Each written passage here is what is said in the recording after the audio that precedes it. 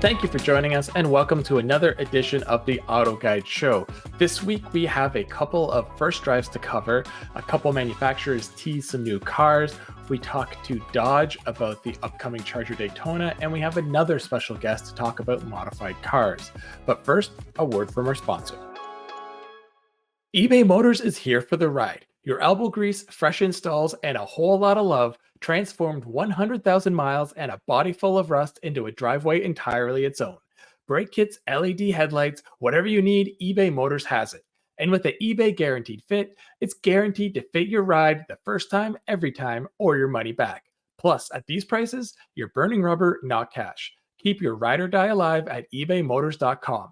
Eligible items only, exclusions apply. Okay, before we get into it, the first thing we're going to talk about actually has a lot to do with why Kyle is sitting in front of some old drapes with a beautiful blue sky behind him. Yes. So for those who aren't watching the video and can't see that, I am in a hotel in very Southern California. Well, just outside of San Diego. And we are here because we're doing an event with Toyota, and that includes the reveal of the much anticipated 2025 Toyota 4Runner.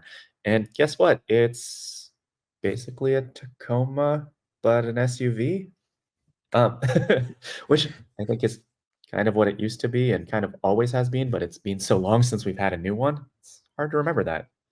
Yeah. Well, first off, if Kyle freezes for those watching or his voice gets robotic, it's just a signal. It's funny because when you posted the article with the lead photo that shows a 4Runner and a Tacoma side by side, because the 4Runner and Land Cruiser are so nearly identical, I thought, oh, they're making a 4Runner pickup truck as well to go with the Tacoma. Like, I wasn't going to put that past Toyota, but then I understood that's just showing how similar they are. But it is a little weird to have the brand new Land Cruiser and the brand new 4Runner so close together. Yeah, that is something that has been talked about a lot at this event. I can't talk about Land Cruiser quite yet, but I did drive that and a few other vehicles here.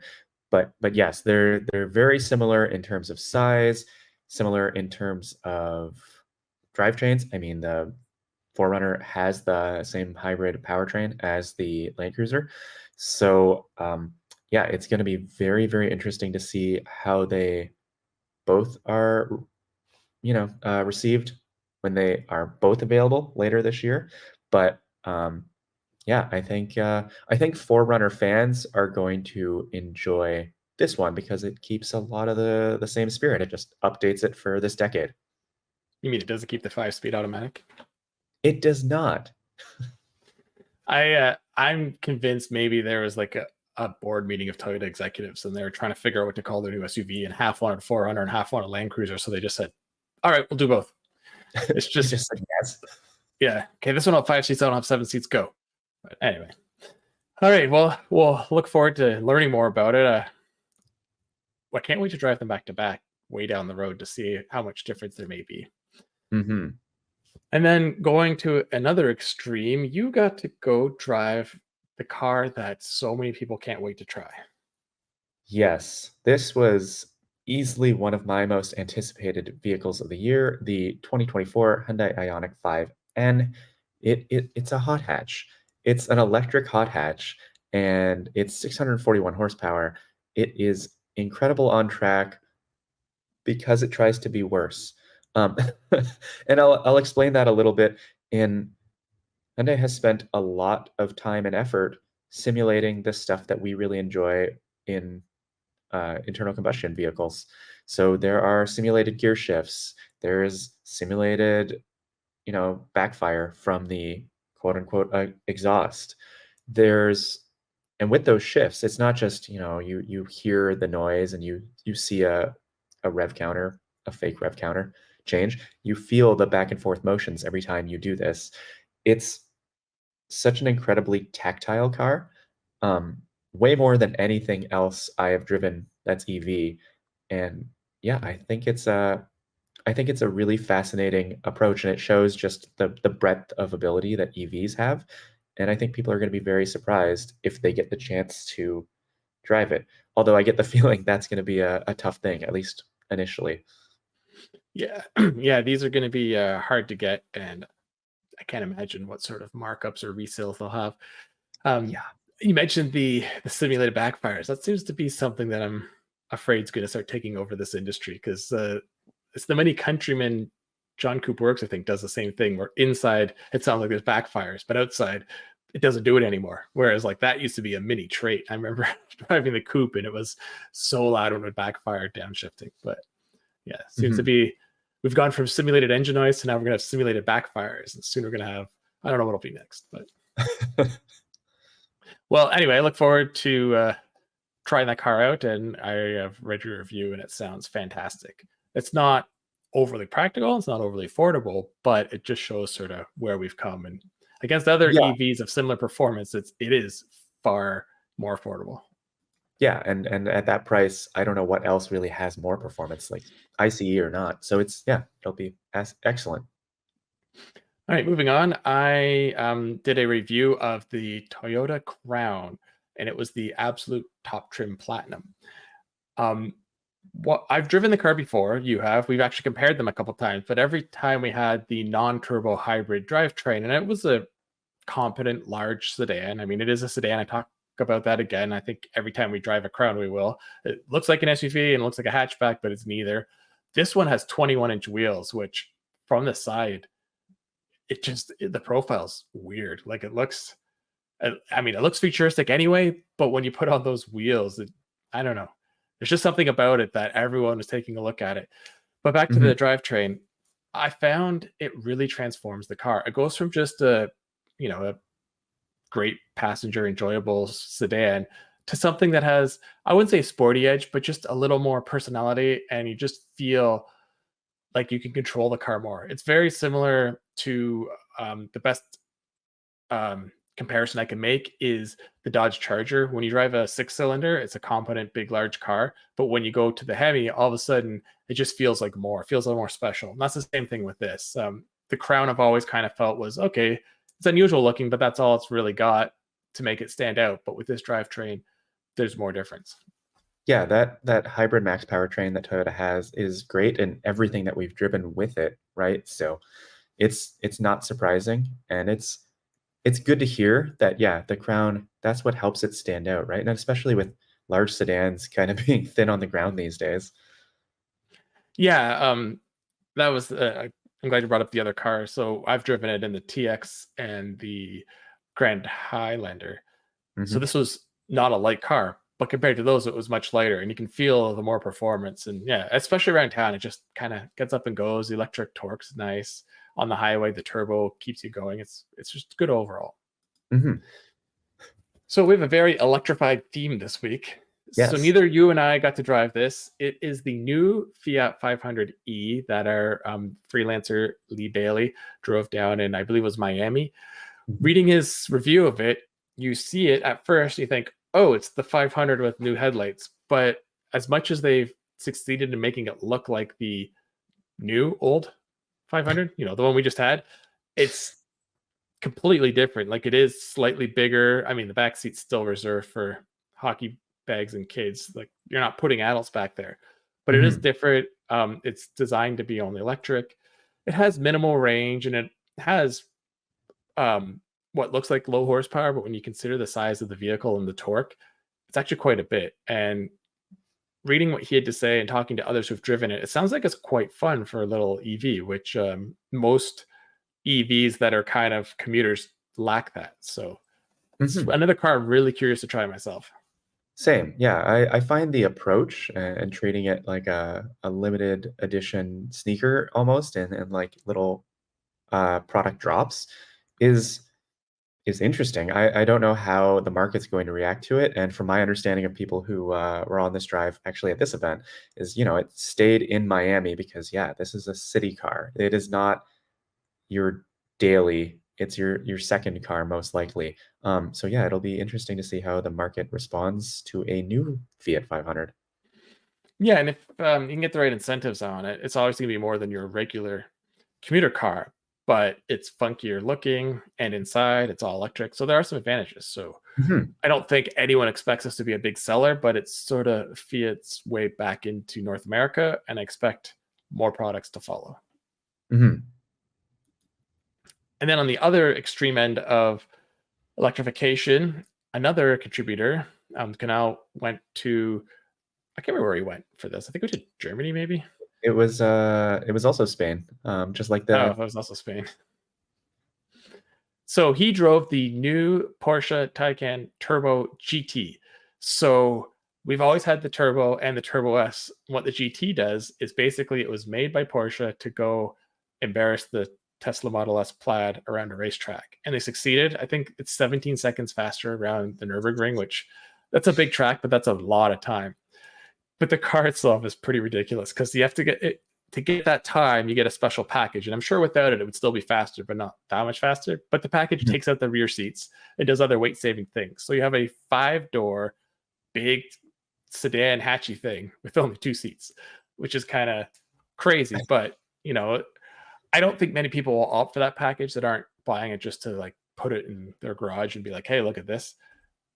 But the Mhm. having over 1,000 horsepower now in what was already probably the best driving large EV, and then it sounds like Porsche's refined every other aspect from steering to braking to chassis. Like the car is incredibly expensive, but it sounds like it's an incredible large EV. Mhm. I've driven the previous Taycans, and they were the most fun EVs I had driven up until this Hyundai. So, I guess that needs to be my most unlikely and unnecessary comparison of the year is this and the, Ioniq 5N. Yeah, if you get the GT, I mean, it's a whole other animal. But it'd be interesting to get one of the more, I use the term moderate, but we're still talking hundreds and hundreds of horsepower, but something a little closer power just to see. But Mhm. that's for another day. Yeah. Yeah. All right. Well, we're gonna now go and get a update of Project Genesis Coupe. I got to put in my first upgrade, and then we'll be back in a little bit. eBay Motors is here for the ride. With the parts you need at the prices you want, and with the eBay Guaranteed Fit, they're guaranteed to fit your ride the first time, every time, or your money back. Keep your ride or die alive at ebaymotors.com. Eligible items only, exclusions apply. Okay, time for another installment of Project Hyundai Genesis Coupe. Last week we did the new taillights, so this week we're going to go to the front of the car and do the headlights.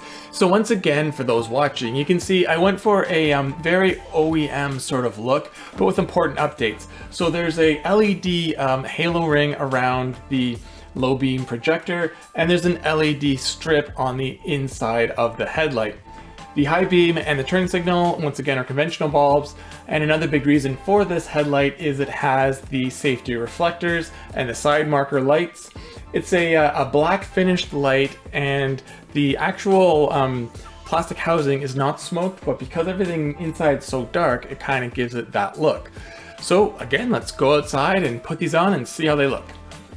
Before I put these in, we'll get one last look at the old headlights, and it will be a little different as there are LED low beams currently installed that I want to transfer to these new headlights as well. So the headlights pretty much show 14 years of use. Kind of a boring design, just silver. At least there's a little projector, but it's time to get something a little more modern, a little more stylish. So let's get these off.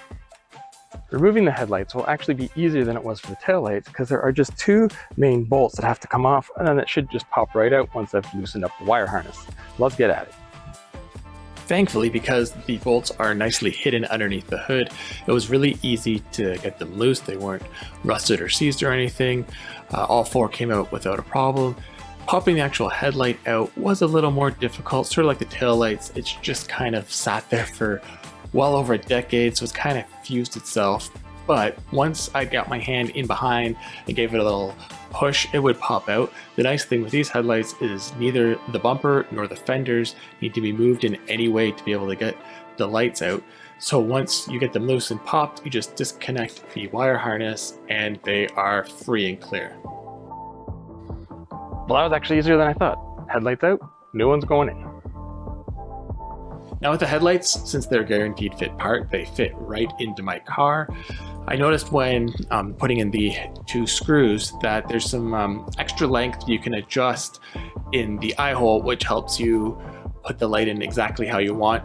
With these lights, I found I had to really push on the front to get it flush with the car and then tighten. You'll see I took a couple tries tightening and loosening until I got the exact look I wanted. And once they were in place to where I wanted, it was just a matter of once again connecting the wire harness, as these are one-piece direct replacements.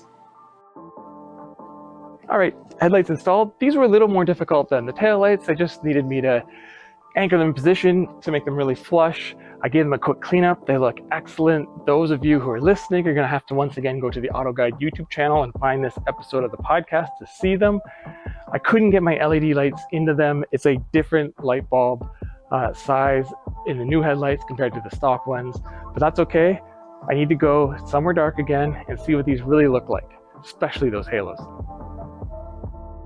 So as you can see, everything works. I really like the LED halo around the low beams. The LED strips on the inside, if you're listening, you'd have to go to our YouTube channel to check it out once again, but they are brighter than I was expecting, but it gives the car some nice presence and I'm sure some extra visibility from other motorists when it's poor weather. The headlights themselves, they are a little more yellowish or pale than I was hoping for. They don't fully match the LED halo. If you're watching the video, you can maybe not quite see it, but I am going to get some new LED low beams to replace them. Overall though, I'm very happy with these headlights, and I would say this is definitely another win for Project Genesis Coupe. Okay, we're going to head into the news now. We're going to cover sort of 3 big news announcements over the week because everything else kind of pales in comparison to what we've heard. So the first one, and the one that everyone's the most excited about, is Chevrolet dropped that a ZR1 is coming in the summer.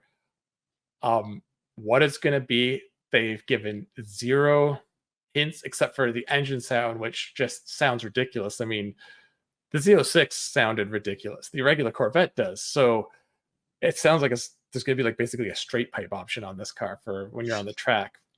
But there was a very small silhouette too that kind of runs by in the trailer.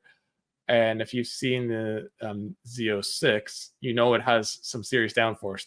This one looks like it has a full GT3 wing on the back, sort of like Porsche did with the 911 GT3 RS. It's I can't think it would have anything less than 800 to 850 horsepower because the old one had 750. Will it be a twin turbo 5.5 V8? Will it be using the E-Rays front electric motors as well to give it all-wheel drive and a little launch through the corners? Who knows? The best comment I saw about it was someone said, what happened to the Z06? Because I mean, yeah, it came out last year, but those are barely even on the road yet. And already they're like bringing this monster out. But personally, I think it's going to have the electrification because that's GM's always done and Chevrolet's always done a great job of getting the most traction and adhesion out of the rear tires as they could. But when you get into this power level, just having that extra sort of pull out of the corners changes everything. I mean, Porsche's used it forever, Lamborghini's used it forever, Ferrari's starting to use it. So that's my guess. Yeah, it's like you mentioned the profile and like major downforce. That would be cool to chase like GT3 RS and that sort of vehicle, but the Corvette's heavy, right? And so it's going to be way more power. Like a GT3 RS is under 550. This is going to have hundreds more horsepower. So yeah, you kind of assume that there'd be all-wheel drive, but who knows? I'm very curious to see what they do because yeah, like you said, the Z06 already sounds nuts and is such an incredible performer. So yeah, super stoked.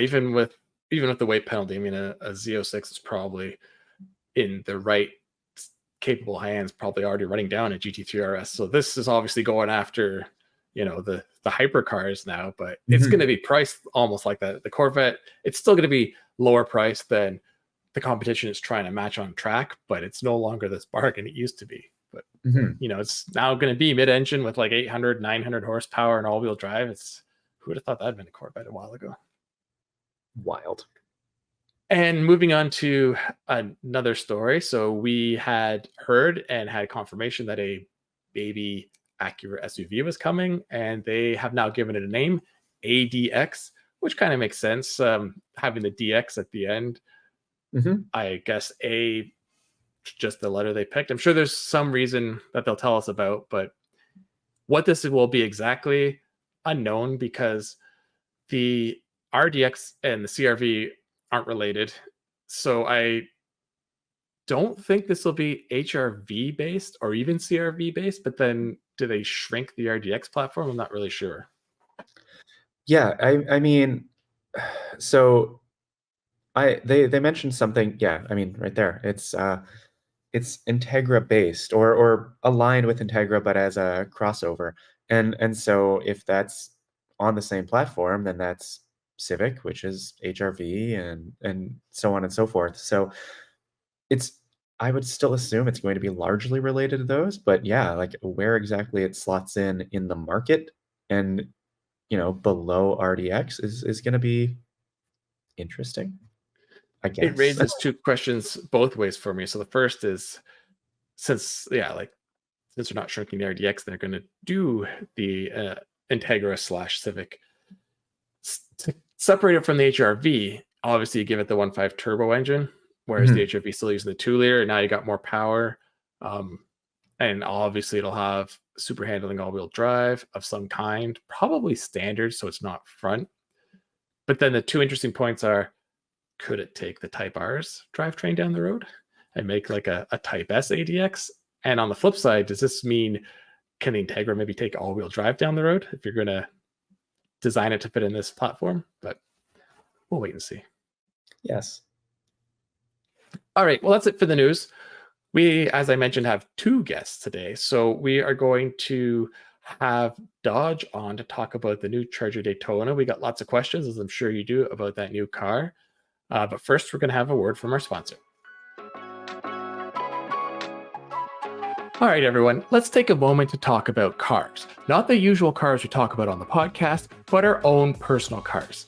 As a person who loves cars, I have owned many different vehicles over the years, and there's one thing I always can't help but do, and that is modify them. Having the right parts that fit for a car is super important, as you don't want to waste time or money by having the wrong parts.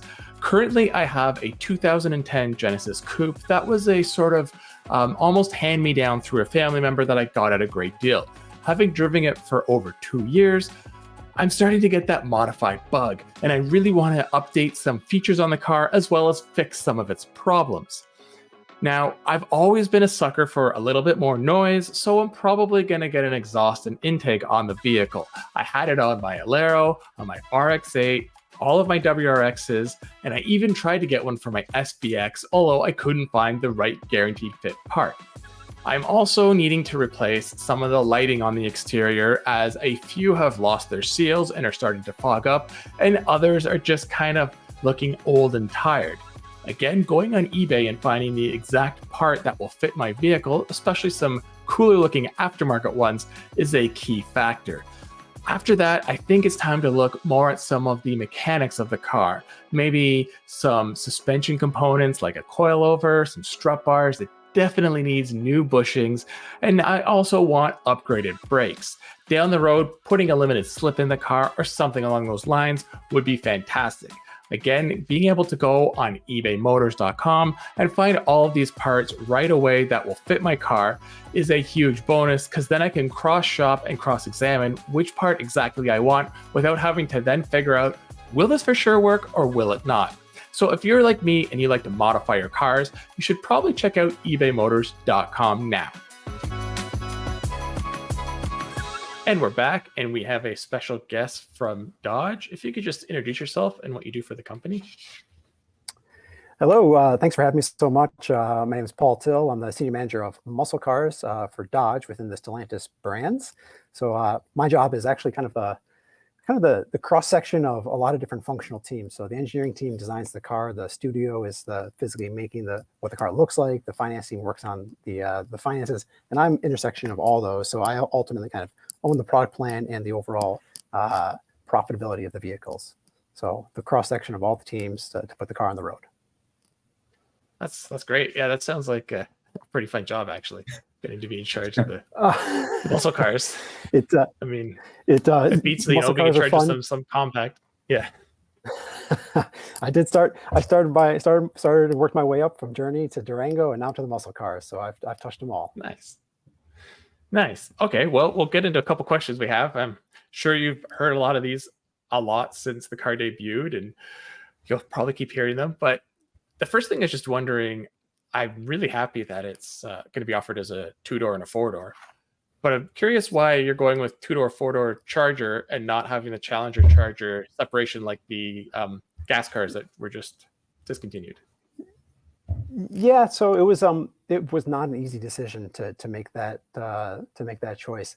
But when you look at the car and you look at the styling of it, and you think back to the heritage of the Charger as a 2-door, and you think about the design cues of that vehicle, they have really unique and front end, the kind of squared off front end, the body side outer, the rear of the vehicle. And you think about a Challenger, the first gen Challenger, and it had that kind of rising hip. Like those designs meant something. Those nameplates that went with those designs meant something.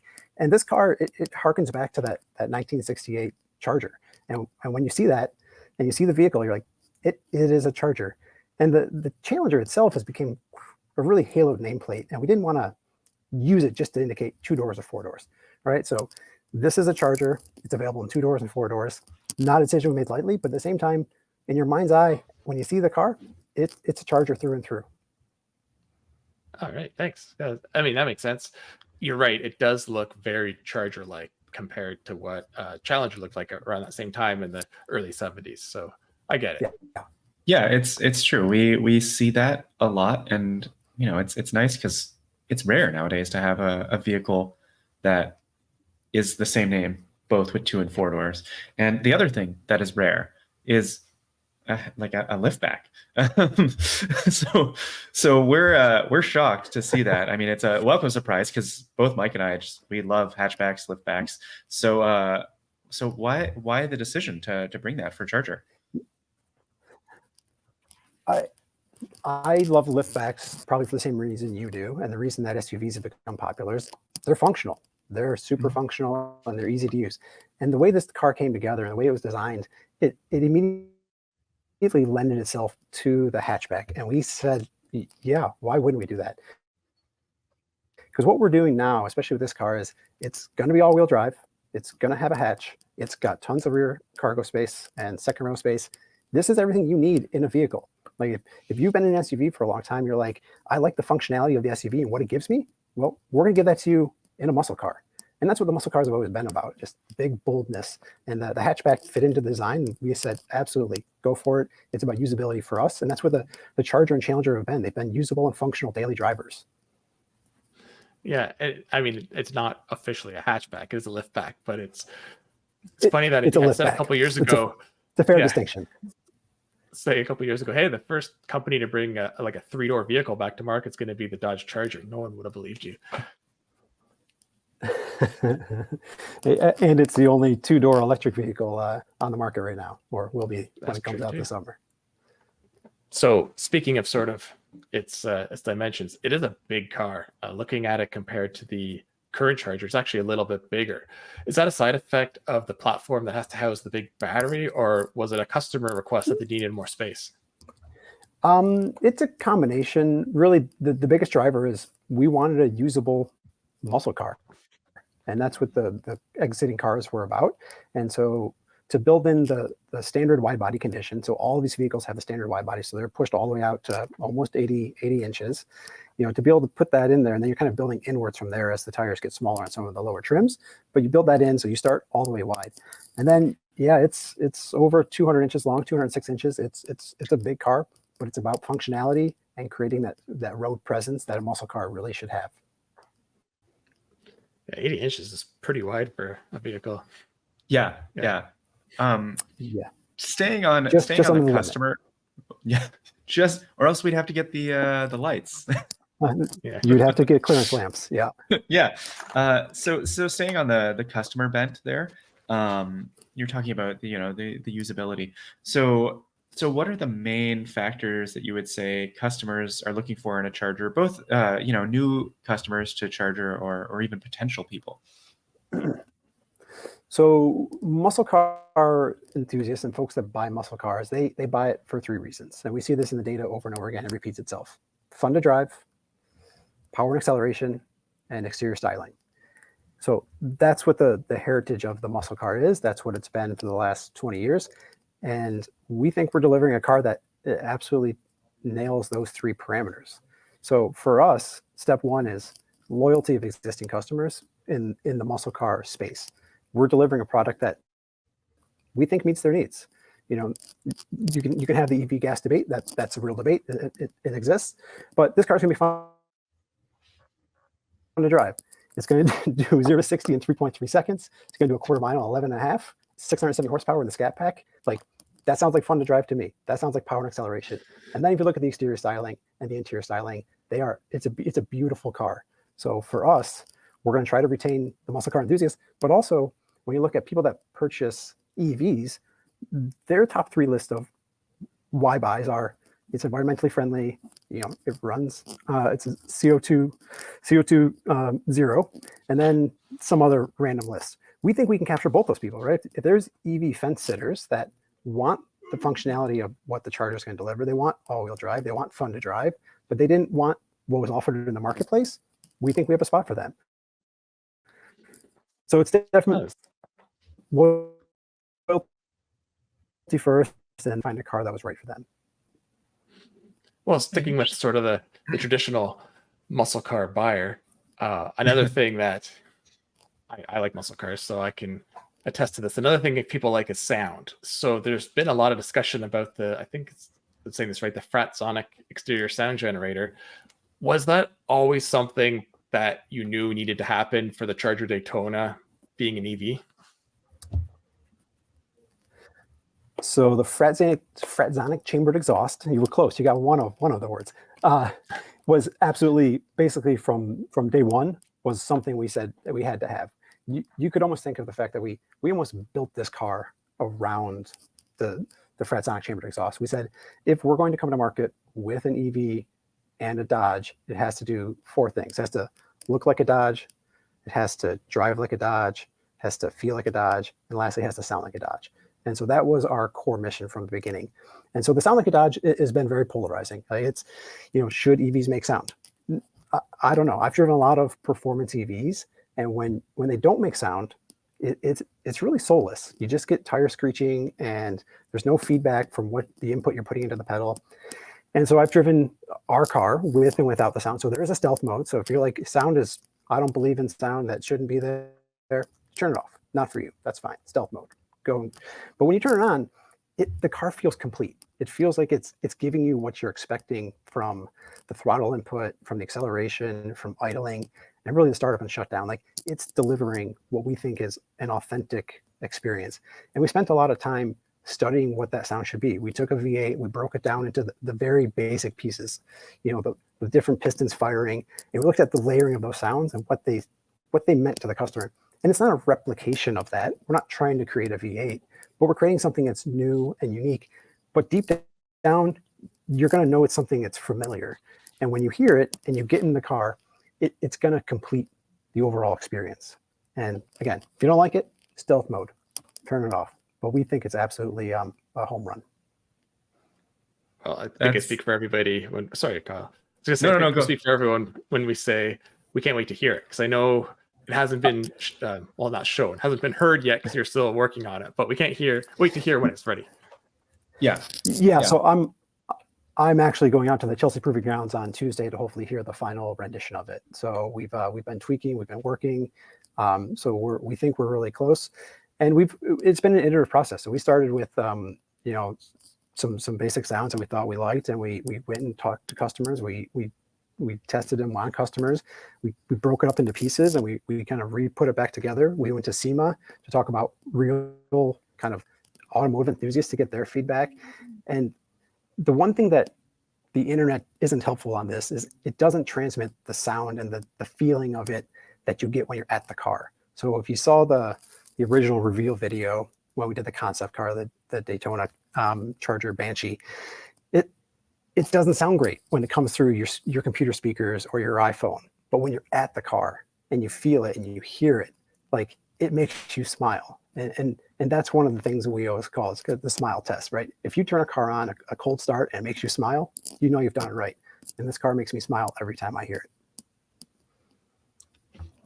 Thanks, Paul. That's a really in-depth answer, and unintentionally, unbeknownst to you, because earlier on this episode, we talked a lot about that, about the importance of those senses being addressed in performance vehicles, enthusiast vehicles.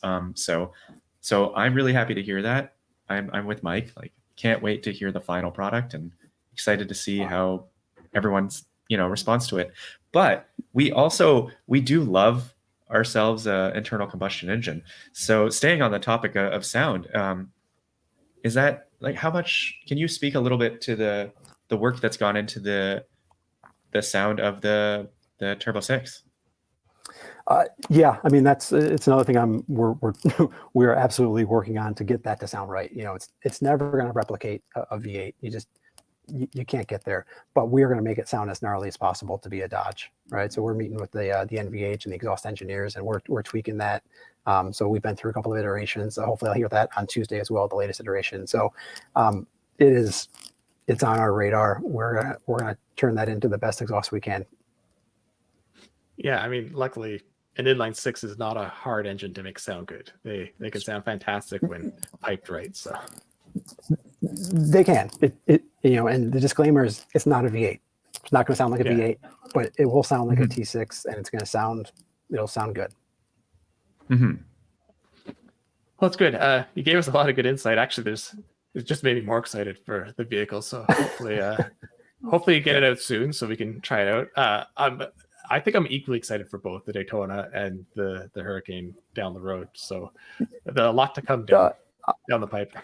Yeah, no, and I'm excited about it too. I mean, we've been working behind the scenes on this car really, it's probably been 10 years in the making, from the different people that have worked on this car and getting it, through the iterations. And the current cars, we did a pretty amazing job of keeping those relevant and giving the customers what they wanted, which of course was just more horsepower.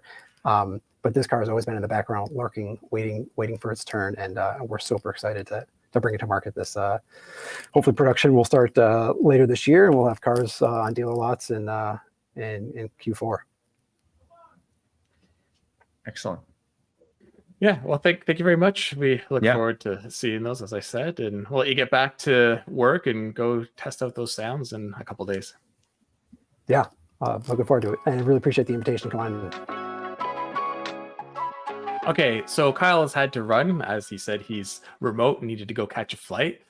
But speaking of cars that make noise, we're going to talk about F1. And once again, we have Colin on to join us. So anything interesting happened this last week? So much interesting. There's never a boring day, even when it's a non-race week, right? So there's I saw some crazy rumor, which I'm confident is not true, but it was too funny not to share, that apparently Charles Leclerc showed up at the Chinese Grand Prix this week, a week ahead of schedule, because he didn't know what week it was. I don't believe that's true at all. I can't confirm it, but it's so on brand for Ferrari that I was like, I better not share that. So.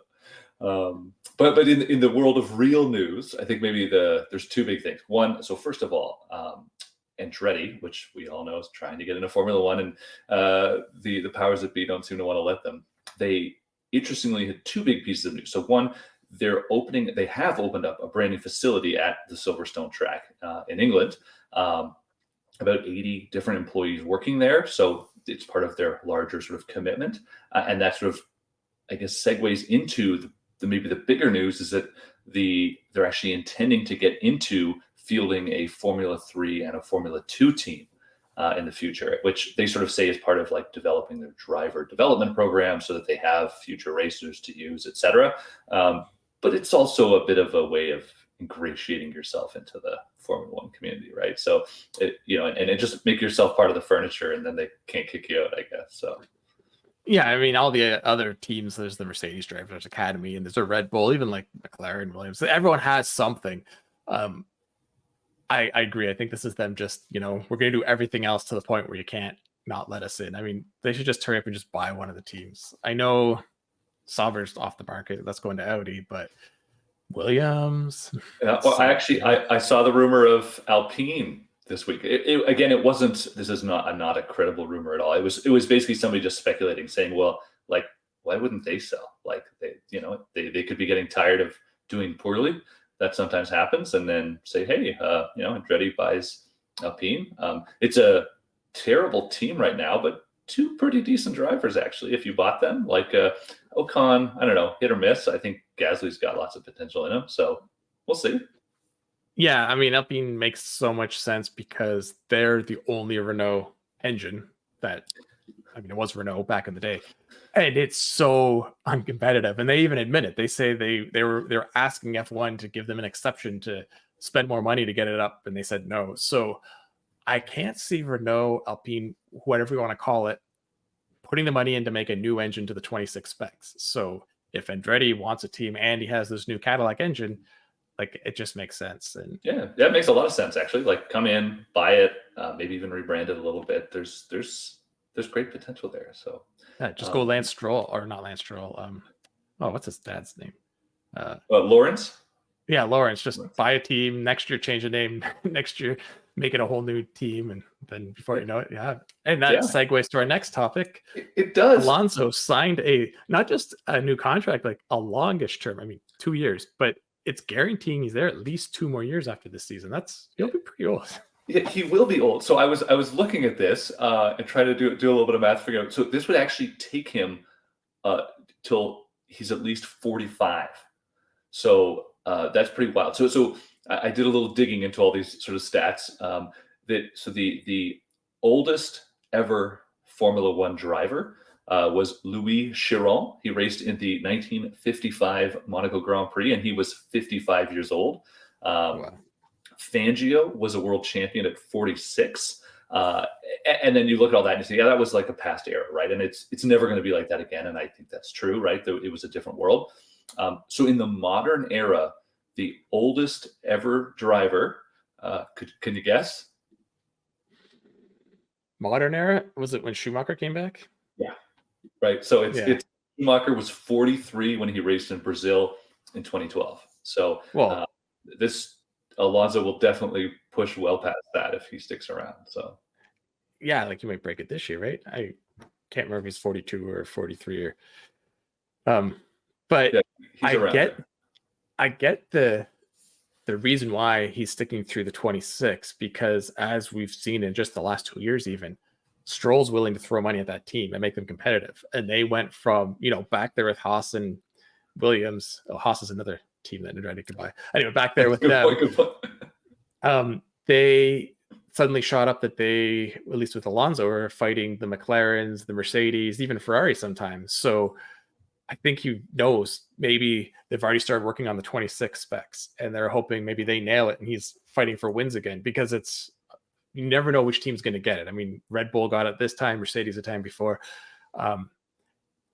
The caveat, and as a Canadian, it's hard to say, but like, Lance isn't up to his ability, but you still need him on the team because his dad's bankrolling it. So you don't need him on the team though, right? But I guess it does help Lawrence really pay more attention. But I could actually see a world where there was some sort of indication that there's extra, I don't know, items to this Alonso contract that sort of live on even beyond then. And I wonder if maybe there's more of a management role for Alonso in the future, right? You could see him potentially, like, he's a thinker, right? Like, you could see him running a team. He would be a fantastic, team principal or something like that. Have Alonso come in, maybe they, Stroll sticks around for a little bit and they bring in somebody else new. Who knows? Maybe they'll sign Perez or someone in the end. Who knows? But I think there's cool potential there, and I think, you never know. Sometimes Alonso does stuff just to sort of stick it to everybody else, and who cares? And he's just going to do it because he can. But sometimes you get the feeling that he's thinking way ahead.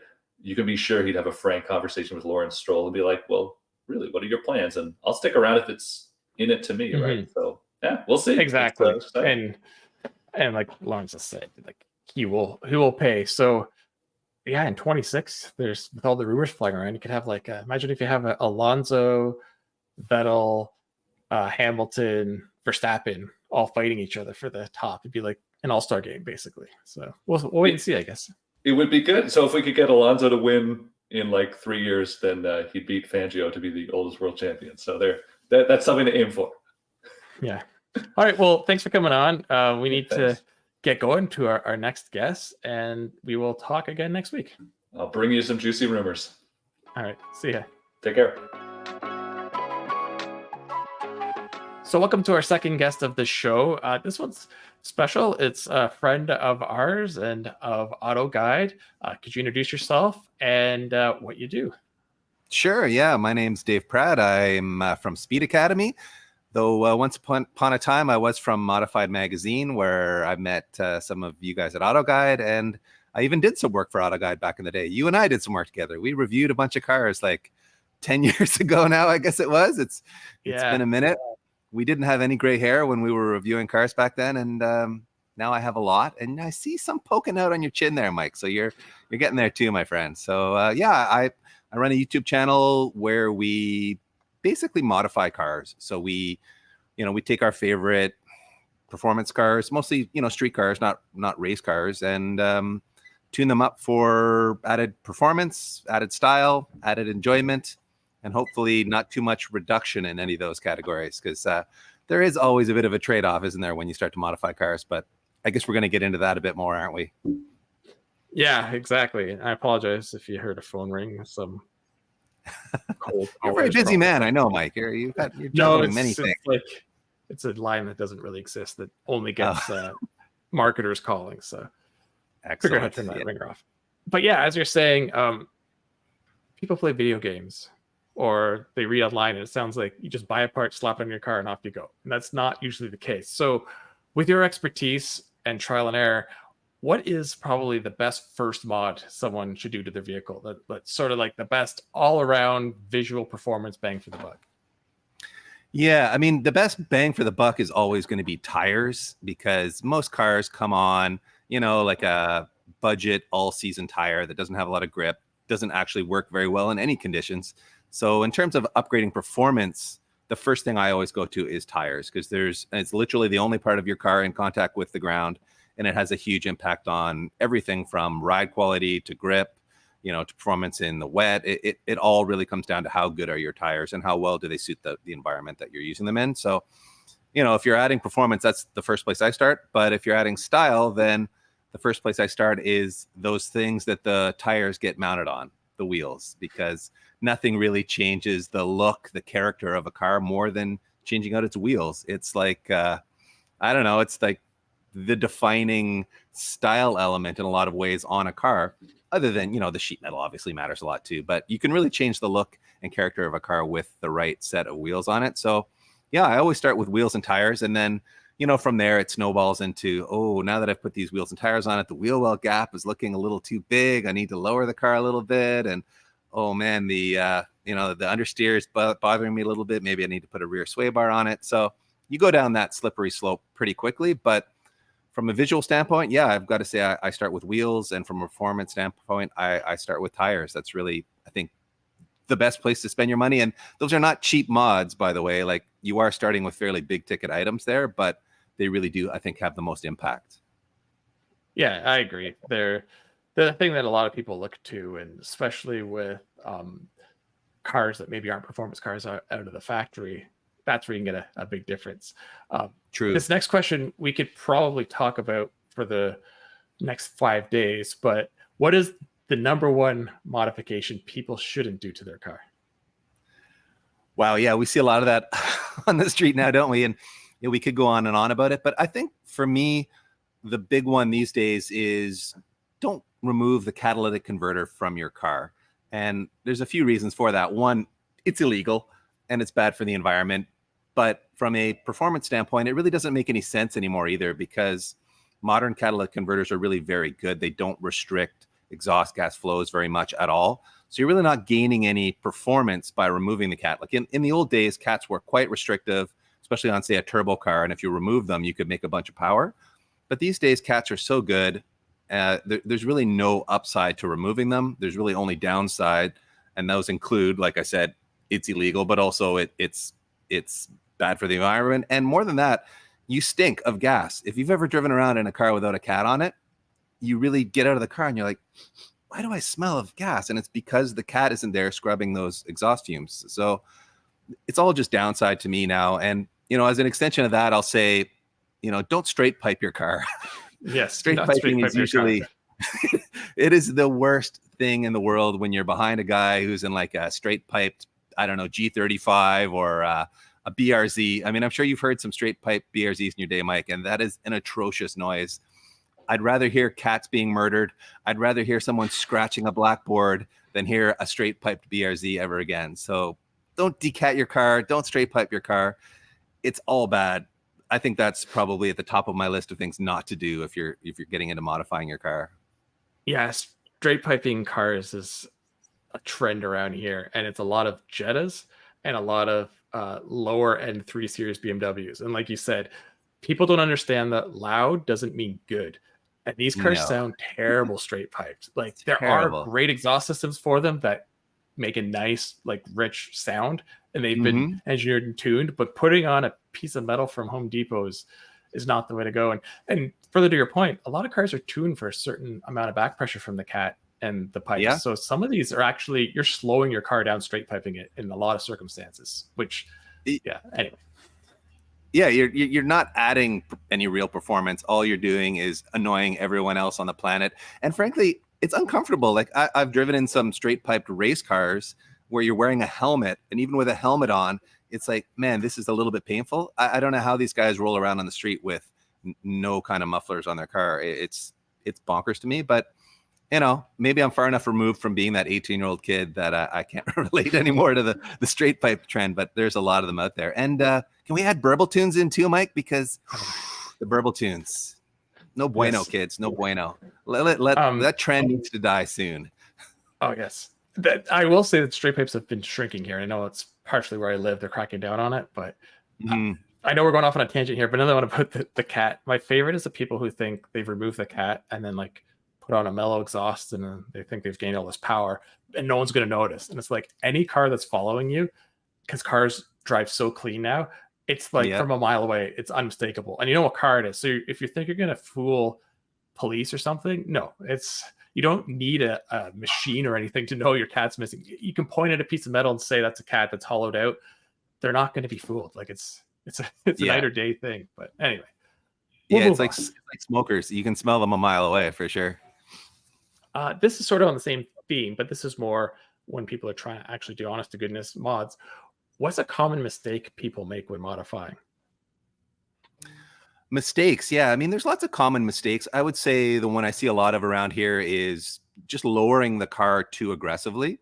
And yeah, it looks cool when you dump a car. It does give it a real visual presence. But if you go too far with that, it has a lot of negative consequences. Obviously, ground clearance is not a good one. Like, can you get in and out of your driveway? Do you want to be that guy who's like pulling out of the Home Depot parking lot and you're like teeter-tottering on the curb? You got one tire in the air. You probably don't want to be that guy. But more than that, it ruins the performance of the car. It can make the car outright unsafe because you're getting into like really severe bump steer issues where the car will want to steer itself as you encounter bumps. Or you can bottom out the shock and go to like infinite spring rate and suddenly you're skating across the surface like you're on ice, even though it's a dry day out. So there are a lot of negative consequences to going too low. So I would say, gentlemen low is the way to go, fellas, and ladies too. Lower the cars, for that visual look you want, but keep it within a reasonable amount of ground clearance so that you don't run into these really potentially unsafe issues. Other mods that I wouldn't recommend, like we've touched on a few, obviously the straight piping thing and the decatting thing. Those to me are mistakes that should be avoided. There's other ones where like offset of your wheel matters a lot to the visual impact that it has on a car. And, nothing triggers me more as a car snob than seeing a guy rolling around with like, 30 degree or 30 mil too much offset on the wheel. So it's sticking way out past the fender or sunken way in too, looks terrible. So when you go wheel shopping, you really do have to be very careful about getting the offset just right. I think that both presents a safety issue in terms of like the tire contacting the fender. The police will write you up, at least locally, if you have the tire and wheel sticking out too far past the fender lip, because it can contact the fender lip and you know, cut the tire, and bad things can happen there. So that's another one. You know, the other one I would say is trying to add too much power to the car right off the bat. You know, guys go out and spend a pile of money on like a giant turbo, make their car too powerful for the internals of the engine, introduce all kinds of potential reliability issues. So that's another mistake I would recommend people avoid it, at least early on. Like, maximize your enjoyment of the car at the stock power levels before you start going and adding power, because usually when you add power, you add less reliability to the powertrain. So you know, adding I was just gonna say, adding less reliability, usually not a great idea. It's funny because people are like, oh, you just do this and you get so much more power to the car. It's like, you're not more clever than the engineer who designed the car. They know you can tune it that way too, but they've dialed it back for reliability and fuel economy, which I get. If you want to just kill your fuel economy and still keep it reliable. But to your first point about the springs, that kind of is going to lead to my next question. I learned as a terrible mod back in the day with my first car, which was my Alero. Got a nice little picture behind me. Nice. I put on very aggressive springs and it looked great and it was low and it still drove fine, like, because that car was so high in the air. But I learned at that time that if you're going to mess with the suspension, you do the whole suspension. You don't just put lowering springs on stock struts. You buy the whole piece, because it wasn't even a year and my rear struts had fully collapsed because they were always fully compressed. They just wouldn't spring back up. And then I got some struts designed for those springs, and I couldn't believe how much better my car handled, rode. Like, yeah, lower doesn't mean more performance, just like ladder doesn't mean more performance. There's sort of a whole thing you need to figure out. So it's been a long time you've been doing this, but do you remember back in your early days, potentially a massive mistake you made tuning? Oh man, I've made lots of mistakes. I still make mistakes every week, turning nuts and bolts the wrong way. But I think the sort of the ones that jump out, or at least the ones that had the most financial impact on me, were I used to race an old EG Honda Civic, so like a 5th generation. It was a 1993 Honda Civic. Went through a million engines in that car because I was learning the hard way about engine tuning. And there was a test day at Toronto Motorsports Park here where I literally spat piston chunks out the tailpipe because I had tuned that engine so lean that it detonated itself to death, to the point that, yeah, the pistons melted, turned into little balls of aluminum, and went flying out the tailpipe. So, and I mean, even recently, just a few years ago, Peter and I built an Evo 6, and we built a fully forged engine for it with all like expensive internals. However, we made a tuning mistake on the dyno where we put 4 times too much ignition timing into it and melted the pistons. It literally shot flames out between the cylinder head and the block. That's how bad the detonation was. So it flamed out the side. It's incredible. There is a video of that on Speed Academy if you want to see that happen. And that is literally just a keyboard mistake of like, oops, I put in 16 degrees of base timing instead of 4 degrees base timing. And yeah, that cost us a very expensive engine and was a hard lesson to learn. But we haven't had too many catastrophic failures like that at Speed Academy because we learned those lessons when we were young and kind of figuring it out. But it still happens. Mistakes still happen. So yeah, that's the downside of really playing around with engine tuning, is things can go wrong, whether it's a human error like our Evo, or if it's, you know, just not knowing what you're doing yet, like I was experiencing with my Honda back in the day. So but you know, I've made other really silly mistakes. I remember a time I was getting on an on-ramp and my front knuckle and wheel literally disconnected from the lower control arm on my Honda street car. And it's because I had just done some service to it and I hadn't put the castle nut back on the lower ball joint. So the knuckle literally separated from the lower control arm and was free to move around. So the car kind of fell on the ground, and I was only a few kilometers away from home, so I towed it home and fixed it. But I guess the moral of the story is, you know, pay attention to things like torque specs and tightening fasteners if you're going to work on your own car. I'm certainly a lot more careful about that kind of stuff now. Yeah, for sure. I've had some issues with wheels and incorrect sizing on cars, and one time it rattled my rear drums on an older car to pieces. Yeah, it's Oh wow. with wheels and tires, it's easy to make mistakes. It is, So yeah. so with my final question, you kind of alluded to it with the Evo. How important is it to get quality parts when you're doing work to your car and not just going for the cheapest thing you can find? Yeah, I mean, I think quality obviously matters a lot, especially if you're going to be, say, going to the racetrack or really pushing the car to its limits in any way. And, especially if those parts have a safety or reliability component to them. So, I never cheap out on things like brakes or suspension, because if you have a parts failure in those areas, it could cost you the car. But there are areas where you can go, I think, skew more to the affordable end of the marketplace on, like, say, cosmetic mods. Like we buy front lip kits and headlights and stuff like that on eBay all the time, because you can find great deals there. And we find that the quality of the front lips or the headlights is actually really good. The fit is good, and the price is right. So, there are areas where we're pretty smart about spending our money frugally, because the front lip's probably going to get destroyed anyway if it's on a lowered car. So why put a $500 lip on it when you can buy an $80 one on eBay that's made of urethane and is quite rugged? So we spend our money that way on those kinds of parts. But then if we're building an engine, we want to put the best pistons we can in it. Or if we're building a race car, we want to put the best shocks on it that we can. So yeah, we really spend our money in areas where we know the bang for the buck is going to deliver what we want, reliability wise and performance wise. But if we can save money on cosmetic stuff, aero parts, head units are remarkably inexpensive now.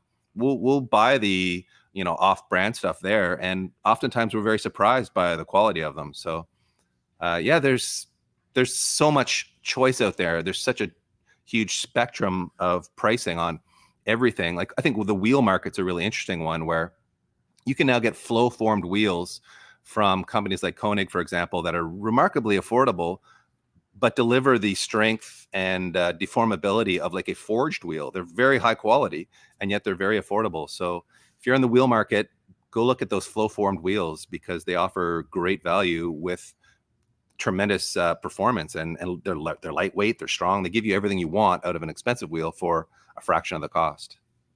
Oh, that's great insight. Yeah, earlier in this podcast, I had put some new taillights on the Genesis, and they were guaranteed fit parts off eBay that were quite affordable, and I was really impressed with the look. And next week, we'll see that I'm putting the headlights on, and I've already installed them, and same thing, they look great.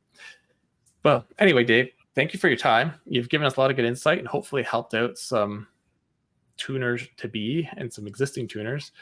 And we hope to talk to you again sometime down the road. Yeah, my pleasure, Mike. Anytime. All right. Thanks. Well, that was fun and insightful. It's always great having Dave on. I hope to have him on some more. I've been friends with him forever, and he has a lot of good knowledge and insight in this. Go to his Speed Academy YouTube page, and you will see sort of what he's done before, as we've mentioned. Now we're going to move on to what's next for Kyle and I. So, Kyle, where have you been all week? Well, yeah, as we said at the start of the episode, I have been in San Diego, well, Coronado Island, but yeah, San Diego, and driving all manner of Toyotas. There are 4 vehicles that we are driving here, and then also the 4Runner reveal. So it's been a very busy week, but you'll be reading a lot about upcoming Toyotas in the next few weeks at AutoGuide. And yeah, I'm wrapping up, and I will be heading back home because it's been a long week. And I'm not even done with driving vehicles, because I'm going to head home and drive a Rivian R1T all weekend and get a better sense of what that's about. Nice. Yeah, that's one too that I've never driven. That one day I'll hope to drive a Rivian. Hopefully they're still around for me to drive them. I have been spending the week back here, and I've been in a BMW M440i Grand Coupe. Every time I drive one of the Grand Coupes, I always think, do we really need the 3 Series? Like, maybe this is just what it should be with the pillarless doors and the nicer shape. I know you lose headroom, but you get a hatch and pillarless door and just things I like. I get why it's a little bit of a premium over a 3 Series, and I'm just joking. Like, I understand why you never get rid of the 3 Series, but yeah, it's a great vehicle. The problem is I picked it up in the rain, and it's rained pretty much every day, so I haven't really got to drive it. But so far, I like it. It feels big and heavy because the car has definitely grown over the years. But Mhm. it's being the 440, it's got the turbo 6, so it's got more power than you'd possibly need. And the back seat's actually not too bad. Yeah. And the next week, we have a busy week. We will be talking more about this over the next many weeks, but next week we are starting a small SUV super shootout where we will have 10 or 11 models on hand, and we will be comparing them all together and making video and articles on it to see which one is the best. This is the class that sort of started with the Subaru Crosstrek, and everyone's kind of jumped on board with the not quite subcompact, but smaller than what used to be considered compact. I look forward to it because I've driven a lot of these, but I've never really compared them all together. And there are so many new entries over the last 2 years in this segment. Yeah, I'm looking forward to it. I know we did Corolla Cross and Seltos recently, so we've driven those, but yeah, we've never had this many together, and it's always really great when we do this sort of thing because we do it a couple times a year in different segments because it's easy to forget, right? It's easy to forget where different vehicles align with the competitors when you have to drive them sometimes weeks or months apart, but we do it back to back, same day, everything. You understand how different everything is, where, from far away over the course of the year, you think, oh, well, yeah, they're pretty similar, but no, it turns out they're not. And so, yeah, I'm very much looking forward to that. Yeah, and as you said, we did that comparison not too long ago, and we also did Kona Seltos. But even the results that happen in the comparisons may differ when you put them all together and you're scoring them on different criteria. I drove the Crosstrek Wilderness not too long ago, and I really liked that. And that's what's going to be in the competition. I mean, would a limited make more sense? Maybe, but the Crosstrek Wilderness is going to be hurt in some sections, but it's going to gain an advantage in others. There's vehicles here too, like the Mitsubishi Eclipse Cross that I've never even driven. So yeah, it'll be very interesting. Yeah. Exciting times. It's going to be a busy week. Yeah, so next week's podcast may seem sunburnt and tired, but you'll know why. But we'll still get it out. Don't worry. So until then, thanks for joining us. This has been the Auto Guide Show, brought to you by eBay Motors, and we'll see you next week. So long. eBay Motors is here for the ride. Your elbow grease, fresh installs, and a whole lot of love transformed 100,000 miles and a body full of rust into a driveway entirely its own. Brake kits, LED headlights, whatever you need, eBay Motors has it. And with the eBay Guaranteed Fit, it's guaranteed to fit your ride the first time, every time, or your money back. Plus, at these prices, you're burning rubber, not cash. Keep your ride or die alive at ebaymotors.com. Eligible items only, exclusions apply.